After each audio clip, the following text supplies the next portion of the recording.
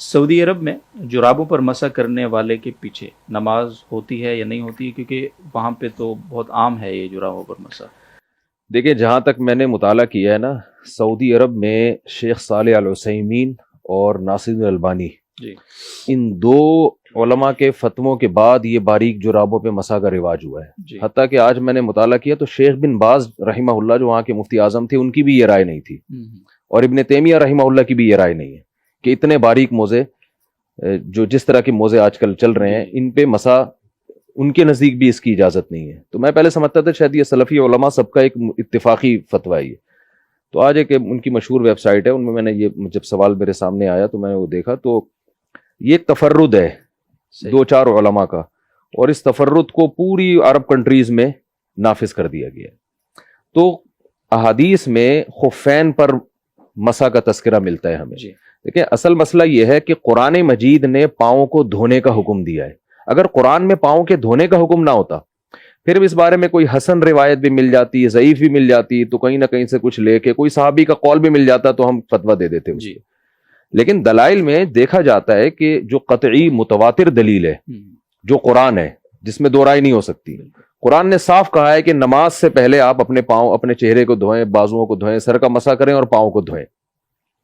تو جب دھونے کا حکم ہے تو اسی وجہ سے امام حنیفہ نے کیا فرمایا، ما قلت بالمسح علی الخفین حتی ظہر علی مثل ضوء النہار، کہ میں نے خفین یعنی جو چمڑے کے موزے ہوتے ہیں ان پر مسح کا قول اس وقت تک نہیں کیا جب تک چڑھتے سورج کی طرح مجھے یقین نہیں ہو گیا کہ اس بارے میں نبی سے حدیث ہے۔ وجہ کیا ہے کہ ایک طرف قرآن ہے، بالکل، تو قرآن کے مقابلے میں یا تو حدیث متواتر ہوگی یا خبر مشہور ہوگی، مشہور خبر ہوگی یا متواتر ہوگی یا واضح الدلالہ ہوگی، تو اس کی بیس پر تو آپ قرآن کے اس حکم کو چھوڑ سکتے ہیں۔ تو وہ خفین کے بارے میں تو کثرت سے روایتیں، خفین کہتے ہیں جو چمڑے کے موزے، یا وہ موزے جو چمڑے کے موزوں کی طرح ہوں، یعنی جنہیں پہن کے آپ دور تک چل سکتے ہیں، ان میں پانی سرایت نہیں کر سکتا۔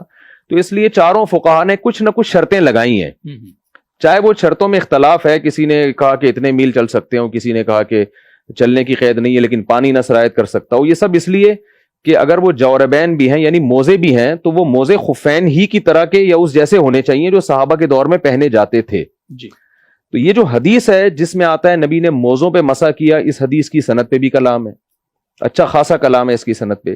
پھر جن صحابہ سے عام موزوں پہ مسح کی اجازت ہمیں ملتی ہے تو ان کے بارے میں یہ صراحت نہیں ہے کہ وہ موزے چمڑے کے موزوں کی طرح تھے یا بالکل ایسے باریک باریک جرابیں، بلکہ ہم اگر دور نبوی میں دیکھتے ہیں نا موزوں پہ مسح، تو موزے جوتوں کی جگہ استعمال ہوتے تھے۔ ایسا نہیں تھا کہ صحابہ کرام پہلے ساکس پہنے اور اس کے اوپر بوٹ پہنے، ایسا نہیں تھا۔ وہ موزے ہوتے تھے کہ جوتے نہیں ہیں تو چلو موزے پہن لو، اور موزے پہن کے لمبے لمبے سفر ہوتے تھے، وہ جوتوں کے قائم مقام ہوتے تھے۔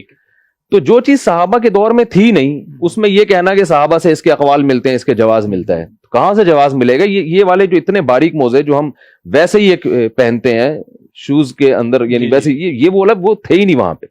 تو جب اس کے جواز کا تذکرہ ملتا ہی نہیں ہے تو اس کو قرآن کے مقابلے میں ایسی روایات کو لا کے کیسے کھڑا کیا جا سکتا ہے؟ تو اس لیے ہماری رائے اس بارے میں یہی ہے کہ ٹھیک ہے، یہ دو بڑے عالم تھے، شیخ صالح العثیمین اور البانی، علماء کا احترام واجب ہے، ان کی اپنی رائے تھی، ان سے ایک اجتہادی خطا ہوئی ہے، لیکن امت کو جمہور ہی کو فالو کرنا چاہیے۔ تو نماز کے معاملے میں احتیاط ہے، اس لیے آپ کو اگر پہلے سے یقین ہے، خامخواہ میں شبہ نہ کریں، یقین ہے کہ امام جو ہے اس کا معمول ہے کہ یہ عام موزوں پہ مسح کر کے ہی نماز پڑھاتے ہیں، پھر احتیاط یہ ہے کہ ان کے پیچھے نماز نہ پڑھی جائے۔ اس میں چند دن پہلے امریکہ سے ایک عالم آئے تھے، وہ بڑی بحث کر رہے تھے کہ جی لوگوں میں جوڑ پیدا کرنے کے لیے ایک فتویٰ دیا جائے، کیونکہ بہت سارے سلفی علماء اسی طرح کر رہے ہیں اور انہی کے فتوے کو فالو کیا جا رہا ہے، تو اس سے مسجد میں دو جماعتیں بنیں گی اور یہ صحیح نہیں ہوگا۔ تو میں نے ان سے کہا کہ آپ پوری امت کو جوڑ پیدا کرنے کے لیے چند علماء کی کو فالو کرنے کا حکم دے رہے ہیں آپ، جبکہ ان کے نزدیک بھی موزے پہ مسح جائز ہے، واجب نہیں ہے۔ تو جوڑ پیدا کرنے کا طریقہ یہ ہے کہ وہ چند ایک جن کی ایک ذاتی رائے ہے کہ عام موزوں پہ مسح جائز ہے، ان کو یہ کہا جائے کہ بھائی نہ کریں، آپ پاؤں دھو لیں تاکہ سب کی نماز آپ کے نزدیک بالاتفاق درست ہو جائے۔ تو امام کو چاہیے، چاہے سعودی عرب میں ہو چاہے UAE میں ہو، ان کو چاہیے کہ آپ جمہور کے مذہب کی رعایت کریں۔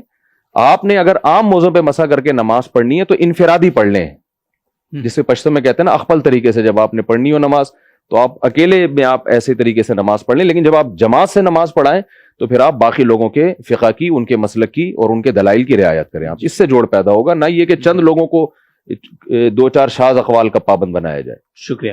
یہ جو آپ نے ایک درمیان میں یوز کی اصطلاح کے یعنی حدیث متواتر یہ مشہور ہو تو قرآن کا حکم چھوڑ سکتے ہیں, یا ایک وہ ٹرم آپ نے یوز کی, تو یہ تو ہم تو حدیث کو قرآن پہ پرکھتے ہیں نا, تو اس معاملے میں قرآن کا حکم آپ جس طرح فرما رہے ہیں کہ دھونا ہے اور پھر مسا جو حدیث سے مسا جوربین پہ یا موزوں پہ مسا, تو اس کی تھوڑی سی وضاحت تاکہ یہ جو جملہ ہے اس کا کوئی وہ نہ ہو. جی دیکھیں قرآن متواتر ہے نا, تو دلیل مضبوط دلیل کے مقابلے میں اسی جیسی یا اس کے برابر دلیل آئے گی تو ہم اس کے مقابلے میں لائیں گے اس کو. قرآن نے علی الاطلاق پاؤں دھونے کا حکم دیا ہے, جی ٹھیک ہے نا, اس میں کوئی شرط نہیں ہے. تو اب اصل تو یہی ہے کہ وضو میں پاؤں دھوئے جائے. تو جب حدیث سے ہمیں اگر مسح کا اجازت ملتی ہے تو پھر اس میں جو متواتر مشہور احادیث سے جس قسم وہ اس میں خفین کا تذکرہ ہے, اور خف ان عام موضوع کو نہیں کہتی, تو لغت میں آپ دیکھ سکتے ہیں. تو اس لیے قرآن کے حکم کو اگر موضوع کے معاملے میں ہم چھوڑ دیتے ہیں تو اس کے لیے ان احادیث کی بیس پہ چھوڑیں گے جو مشہور ہے. ٹھیک. اور ترمذی کی ایک روایت اگر ملتی ہے اور جس کی سند پہ بھی کلام ہے, اور جورب بمانا خفین بھی استعمال ہوتا ہے, یعنی خف کو بھی عربی میں جورب سے تعبیر کیا جاتا ہے, تو وہ نہ واضح الدلالہ ہے نہ قطعی الدلالہ ہے, یہ تھوڑی سی گاڑی اصطلاحات ہے. صحیح. تو اس لیے جو ہے وہ ٹھیک ہے. تھوڑا سا میں عرض کرنا چاہتا ہوں, یہ جو کہا جا رہا ہے کہ قرآن کے حکم کو ہم چھوڑ دیں گے حدیث متواتر کی وجہ سے, تو یہ تعبیر صحیح نہیں ہے. قرآن کو چھوڑیں گے نہیں جی, بلکہ دو مختلف حالتیں ہیں. تو اگر متواتر درجے کی حدیث آ جاتی ہے, جیسے کہ امام ابو حنیفہ رحمۃ اللہ علیہ کہتے ہیں کہ میں نے اتنا زیادہ اس پر غور کیا اور اتنی کوشش کی کہ جب تک یہ ضوء النہار یعنی دن کی روشنی کی طرح مجھ پر واضح نہیں ہوا, اس وقت تک میں نے مسح کا قول نہیں کیا. وہ حدیث کثیرہ سے موضوع پر مسح کرنا ثابت ہے. جی. تو اب قرآن کریم کا جو حکم ہے کہ فغسلوا, وہ اس صورت میں ہے کہ جب آپ نے موزے نہیں پہنے ہوئے, اور حدیث متواتر سے اس پر ایک اضافی بات معلوم ہوئی کہ آپ نے موزے پہنے ہوئے ہوں تو ان پر مسح بھی کر سکتے ہیں. تو قرآن کے حکم کو چھوڑا نہیں جا رہا حدیث متواتر کے وجہ سے, قرآن پر بھی عمل ہو رہا ہے اور حدیث متواتر پر بھی عمل ہو رہا ہے. تو جیسے مولانا نے فرمایا کہ جب اتنی قطعی دلیل ہو تو اس کے اوپر کسی اضافے یا اس کے لیے کسی قید کے لیے ضروری ہے کہ اسی درجے کی یا اس کے قریب قوت والی دلیل موجود ہو. صحیح. تو خفین پر مسح کے لیے اس طرح کی قوی دلیل موجود ہے اور بہت زیادہ احادیث اس بارے میں ہیں. تو اس لیے وہ خفین پر مسح کرنا تو جائز ہے, لیکن اب اگر خفین سے بھی آگے بڑھ کر آپ باریک جرابوں پر مسح کی بات کریں گے تو اس کے لیے کوئی ضعیف دلیل بھی قرآن و حدیث میں موجود نہیں.